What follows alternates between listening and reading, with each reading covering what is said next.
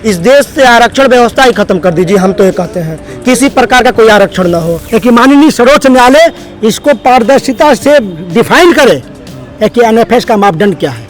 हम ये जानना चाहते हैं। जाति जनगणना कराई जाए, उसके बाद SC ST आरक्षण में जो ये क्रीमी लेयर को लागू करने का कोशिश किया गया है, इसको तत्काल प्रभाव से खत्म किया जाए। 75 साल में 22% आरक्षण जो SC ST को मिलता है वो अभी तक केवल 5% मिल पाया है, यानी हमारा 22% आरक्षण का कोटा ही नहीं पूरा हो पाया। उसके बाद जो 27% 52% OBC को आरक्षण मिलता है, उनको जो है अभी तक केवल 4% आरक्षण मिल रहा है, उनका 27% नहीं पूरा हो पाया। कि मानी बहन जी ने वर्गीकरण के बंटवारे पर विरोध किया, लेकिन मैंने बहन जी का जो पुराना ट्वीट देखा तो 10% आरक्षण का समर्थन भी उन्होंने किया। समानता सबके अंदर दिखाएं, सबके लिए दिखाएं और सबको जीने का अधिकार देना, इस तरह से देश चलने वाला नहीं है। हमेशा क्रांति छेड़ी जा रही है। बताइए। नमस्कार, मैं हूं शिवम और इस समय मौजूद हैं पंत पार्क में। अभी हम कार्यालय जिलाधिकारी गोरखपुर से आप लोग को कवर करते हुए आ रहे हैं। बहुत सुना गया, क्या मामला है, क्रीमी लेयर क्या, इस बारे में जो सुप्रीम कोर्ट का फैसला आया है, जरा वो एक बार समझा दीजिए। सुप्रीम कोर्ट का फैसला क्या आया है? देखिए, सुप्रीम कोर्ट का फैसला ये आया है कि वो राज्यों को निर्देशित किए हैं कि प्रत्येक राज्य अपने यहाँ सर्वे कराए और सर्वे के आधार पे वो क्रीमी लेयर निकाले SC ST है। तो ये अगर देखा जाए तो आखिर हमारा ये मानना है कि किस आधार पे आखिर उनको कौन सा सपना आ गया, कौन से आंकड़े मिल गए उनको, किस आधार पे उन्होंने संज्ञान लिया कि SC ST आरक्षण में क्रीमी लेयर स्थापित करना बहुत ज़रूरी है। तो ये कहीं ना कहीं हमारा ये कहना है कि जो बहुजन एकता हमारी स्थापित हो रही है, इसको बड़े सुनियोजित तरीके से तोड़ने का प्रयास है, जिसको हम कभी बर्दाश्त नहीं करेंगे। मतलब जो कोटा में कोटा वर्गीकरण की बात हो रही है, उससे समाज में भेदभाव उत्पन्न हो जाएगा। जाहिर सी बात भेदभाव होगा। आप बताइए, 6743 जातियों को हमने एक करके बहुजन बनाया, अब उसी में जातिगत आधार पे अगर हम आरक्षण देंगे तो फिर से बंटवारा हो जाएगा समाज का। तो आप बताइए, कहीं भी बटा हुआ समाज कहीं मजबूत राष्ट्र बना सकता है?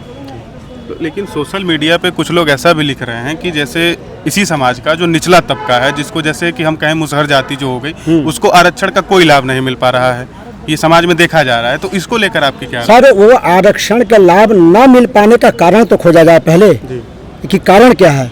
हमारे मुसहर समाज या अन्य समाज के जो हमारे साथी हैं वो क्यों नहीं आ पाते हैं? अगर उनके पीछे जाएंगे तो मुख्य कारण उनका आर्थिक आधार रहा। उनके पास एक जो कहा जाता है एक विश्वास जमीन नहीं है, मकान नहीं है। तो आप ही बताइए कि वो कैसे शिक्षा दे पाएंगे अपने लड़कों को, कैसे पढ़ा पाएंगे? और जो लड़का पढ़ेगा नहीं, शिक्षित नहीं होगा, तो आप बताइए कि आरक्षण का लाभ कैसे मिलेगा?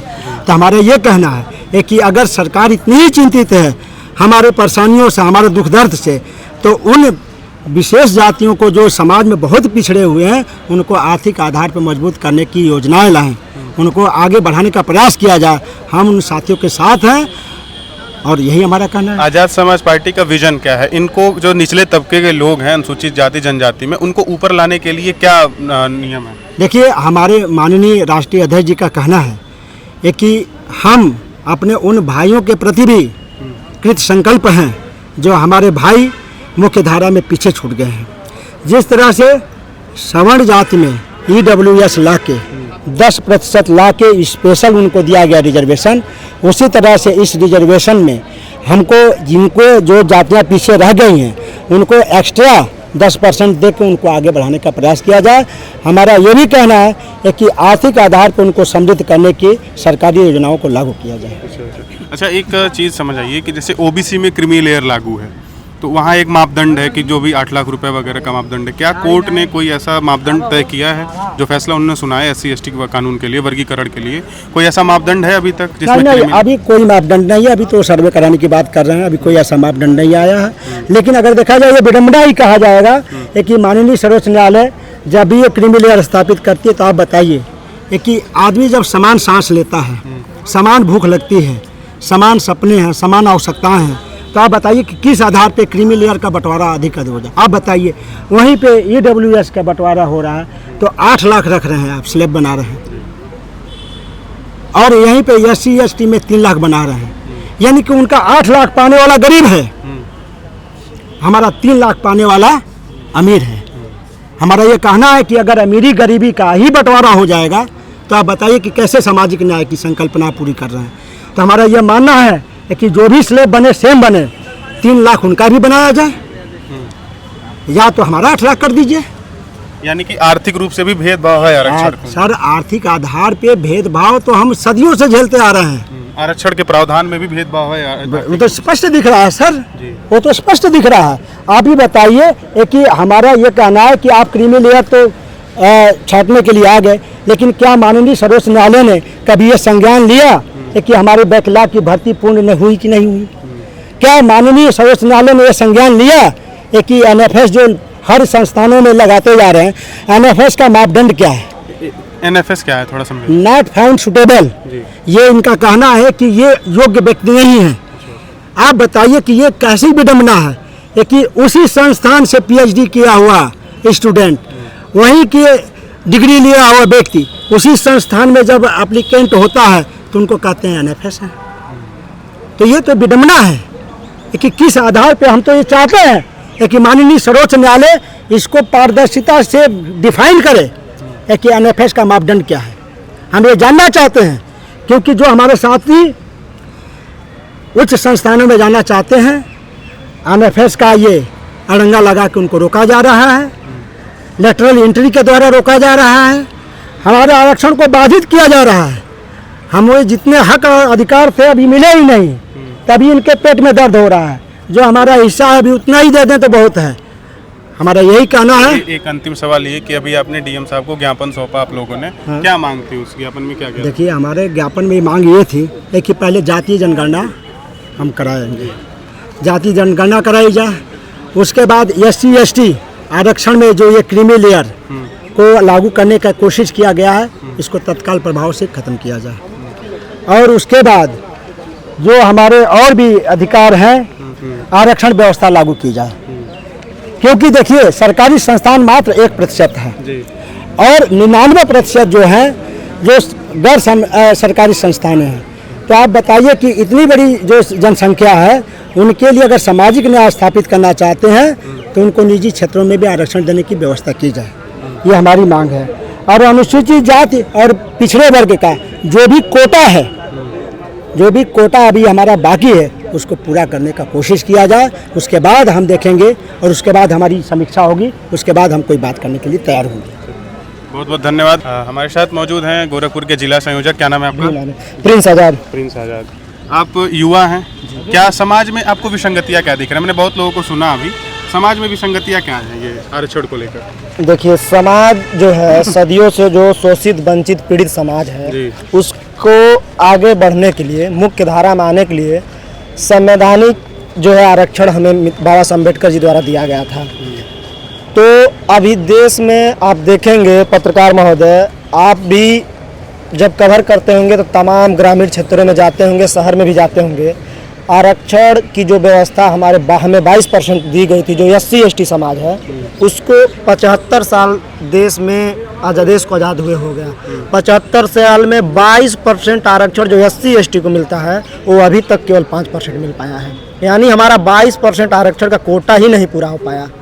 उसके बाद जो 27% 52% OBC को आरक्षण मिलता है, उनको जो है अभी तक केवल 4% आरक्षण मिल रहा है, उनका 27% नहीं पूरा हो पाया।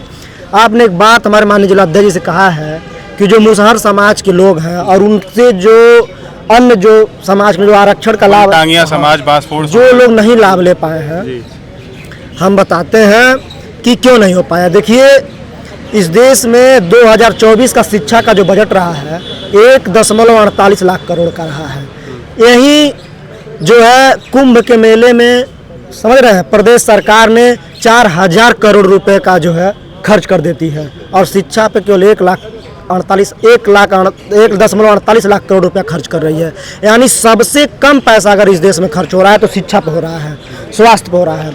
आप उस समुदाय के मोहल्लों में बढ़िया स्कूल खुलवाइए, अस्पताल खुलवाइए, उनको बढ़िया पढ़ाई का व्यवस्था हो, उनको बढ़िया दवाई का व्यवस्था हो। वो लोग जब पढ़ लिख लेंगे तो अपने हक अधिकार की बात करेंगे। तो जो हमारा 22% आरक्षण बचा है, उस 22% आरक्षण में जो हमें 5% ही अभी तक दी है, तो उसमें वो अपना भागीदारी स्थापित कर सकते हैं। जो OBC में बचे हुए जो अन्य जातियां हैं उनको भी 27%, लेकिन हमारा आरक्षण तो पूरा कर दीजिए। इस तरह से एक कोर्ट का फैसला आया था, आप लोगों ने जब देखा होगा कि 2 अप्रैल 2018 को आया था कि SC ST एक्ट में इसी सर्वोच्च न्यायालय मानी सर्वोच्च न्यायालय का फैसला था कि SC/ST एक्ट में मुकदमा लिखने के बाद तुरंत गिरफ्तारी नहीं होगी। उस आंदोलन को हमारे लोगों ने पूरे देश में भारत बंद करवाया था और भारत का पहला आंदोलन था जो दुनिया का सबसे बड़ा आंदोलन था। उस आंदोलन में हमारे लोगों ने अपना शहादत दिया। माननीय सुप्रीम कोर्ट को अपने फैसले को वापस लेना पड़ा। तो इस तरह की जिस समाज के लोगों को अभी तक दबा के, शोषित वंचित समाज को दबा के रखा गया, आज उनके साथ उत्पीड़न और अत्याचार हो रहा है, तो अब तत्काल गिरफ्तारी नहीं होगी तो इस तरह से जघन्य अपराध करने वाला जो है कि उसका मनोबल और बढ़ेगा। संविधान हमें इसका अधिकार देता है। इसी तरह जो माननीय सर्वोच्च न्यायालय का जो फैसला आया है कि आरक्षण में वर्गीकरण, यानी जो आरक्षण का लाभ नहीं ले पाया है, जो आरक्षण का लाभ लिया वो दोबारा आरक्षण का लाभ नहीं ले पाएगा। यानी जो अगर मेरे पिताजी मास्टर, डॉक्टर, अगर SI बन गए हैं तो मैं नहीं उस आरक्षण का लाभ ले पाऊंगा। तो मैं ये बताना चाहता हूं आपसे कि ये कोलिजियम सिस्टम क्यों है जो गैर संवैधानिक है। जैसे 5 जजों का एक बेंच बनता है और वही जज फैसला करते हैं कि कौन जज बनेगा। जज का बेटा जज बन रहा है, उसका पोता जज बन रहा है, उसका रिश्तेदार जज बन रहा है। तो इस तरह से जो है संविधान पर कुठाराघात है। इस तरह से हमारा संविधान कमजोर हो रहा है और हम मजबूत राष्ट्र का निर्माण नहीं कर सकते। क्योंकि आज अगर डाटा उठा के देखेंगे तो 95% सबर समाज के लोग जो है उच्च न्यायालयों में बैठे हुए हैं। तो इस वजह से इस विरोध प्रदर्शन आज गोरखपुर में हुआ है, जो हम लोग DM साहब के माध्यम से राष्ट्रपति महोदय को ज्ञापन सौंपे हैं कि आरक्षण में बंटवारा नहीं चलेगा और समाज क्योंकि हमारे माननीय अध्यक्ष जी ने कहा कि 6743 जातियों में जो समाज बटा है उसे एकजुट करने के लिए जो जाति व्यवस्था में आरक्षण लागू हुआ है, आर्थिक रूप में नहीं आरक्षण लागू हुआ है। जैसे EWS 10% आरक्षण मिल रहा है वो आर्थिक आधार पर मिल रहा है। इस देश से आरक्षण व्यवस्था ही खत्म कर दीजिए, हम तो ये कहते हैं किसी प्रकार का कोई आरक्षण ना हो, लेकिन इस देश में जाति व्यवस्था खत्म कर दीजिए। इस देश में कोई ब्राह्मण ना हो, कोई ठाकुर ना हो, कोई राजपूत ना हो, कोई भूमियार ना हो, कोई यादव ना हो, कोई दलित ना हो, कोई धोबी ना हो, कोई पासी ना हो, कोई चमार ना हो। सब लोग दूसरे से रोटी बेटी का रिश्ता रखें, मजबूत राष्ट्र का निर्माण करें। लेकिन जिस समाज को 5000 सालों से दबा के रखा गया है, उनकी बहन, आप बिहार में घटना देखिए, बिहार में घटना हुई है, वहाँ के एक दलित लड़की को उठा के उसके साथ रेप किया गया, रेप करने के बाद उसकी हत्या कर दी गई। कलकत्ता में देखिए वो सबर समाज की बहन है, हमारे हर समाज की बहन बेटी वो हमारी बहन है। हमारे नेता मानते हैं अपनी बहन को, अपनी बहन, वो सबर समाज की बहन हो, पिछड़े समाज की बहन हो, दलित समाज, किसी भी समाज की बहन बेटियों के साथ जो कलकत्ता में जो घटना हुआ है ऐसा नहीं होना चाहिए और इस तरह से जो जघन्य अपराध किया उसके ऊपर कठोर कार्रवाई होनी चाहिए। लेकिन देखिए कानून व्यवस्था क्या है वहाँ पर। तत्काल मैं आपके माध्यम से मांग करता हूँ कि बिहार में जो दलित समाज की बेटी के साथ घटना हुआ है, बंगाल में जो एक जूनियर डॉक्टर के साथ जो घटना हुआ है, वहाँ तत्काल जो है हमारे प्रधानमंत्री जी वहाँ तत्काल राष्ट्रपति शासन लागू करें और वहाँ के सरकार को निष्प्रभावित करें। क्योंकि इस तरह से जिस देश में घटना हो रही है, हम अपने आप को विश्व गुरु के अपना देश मानते हैं और इस देश में रेप हर 25 मिनट में एक दलित लड़की का इस देश में रेप हो रहा है, हर 20 मिनट में एक दलित व्यक्ति की हत्या की जा रही है इस देश में। आज जो दबा कुचला शोषित समाज है, आज जो भीम आर्मी और चंद्रशेखर आज़ाद के उदय होने के नाते अपनी आवाज़ जो है, अपनी बात इतनी बुलंदियों से रख पा रहा है। हम अपने नेता को आपके माध्यम से धन्यवाद देना चाहते हैं कि आप जो है, आप नहीं होते तो समाज आज संगठित नहीं हो पाता, अपने हक और हुकूक की बात नहीं कर पाता। इसलिए हम इस आरक्षण का विरोध करते हैं और हमारा दूसरा चरण का जो आंदोलन होगा वो दिल्ली में होगा। और अगर दिल्ली में हमें अनिश्चितकालीन एक दिन में हमारी बातें मान ली जाए, एक हफ्ते में मान ली जाए, एक महीने में मान ली जाए या 1 साल तक हमको बैठना पड़े, हम आंदोलन के लिए बैठेंगे। लेकिन ये आरक्षण में वर्गीकरण हम लागू नहीं होने देंगे, समाज में बंटवारा नहीं होगा। एक अंतिम सवाल आपसे ये है कि समाज में देखिए भावनात्मक रूप से नहीं, प्रैक्टिकल रूप से बात करते हैं कि समाज चंद्रशेखर रावण को चुन रहा है या फिर बहन मायावती को चुन रहा है। देखिए समाज भाई चंद्रशेखर आज़ाद जी की तरफ जा रहा है। तमाम युवा जो है भाई चंद्रशेखर आज़ाद को अपना आइकॉन मान रहे हैं। भगत सिंह, राम प्रसाद बिस्मिल, चंद्रशेखर आज़ाद जो अंग्रेजों से लड़ के आज़ादी इस देश को दिलाया, उन तीनों लोगों के रूप में भाई चंद्रशेखर आज़ाद जी को देखा जा रहा है। आज इस देश में फूले, पेरियार, साहू, माँ फातिमा शेख और जो है कबीर, गुरु नानक और मानव कांशीराम और बाबा साहब अम्बेडकर के आंदोलन का अगर कोई इस देश में नेता आगे बढ़ा रहा है तो भाई चंद्रशेखर आज़ाद बढ़ा रहे हैं, और कोई इस आंदोलन को आगे नहीं बढ़ा। एक बड़ा कारण है बहन मायावती का जनाधार घटने का। जी देखिए, बड़ा कारण ये है कि उनके लोग समाज के बीच नहीं जाते हैं। आज अगर जिले के किसी भी विधानसभा में, हमारे जिले में 9 विधानसभा है, 20 ब्लॉक है, और अगर 20 ब्लॉक में 9 विधानसभा में कोई घटना हो जाता है, दलित समाज के बहन बेटियों के साथ उनकी जमीनों को कब्जा कर लिया जाता है, उनके साथ कुछ गलत हो जाता है, तत्काल एक फोन पे भीम आर्मी के लोग पहुंच के उनको न्याय दिलाने का काम करते हैं। इसलिए आज भाई चंद्रशेखर आज़ाद जी को सर आंखों पे समाज बैठाया हुआ है, और बहन जी को समाज से दूर होने का यही कारण है। जैसे बहन जी ने इस आरक्षण का विरोध किया, मैंने अपने सोशल हैंडल पे लिखने वाला था कि मानी बहन जी ने वर्गीकरण के बंटवारे पर विरोध किया, लेकिन मैंने बहन जी का जो पुराना ट्वीट देखा तो 10% आरक्षण का समर्थन भी उन्होंने किया।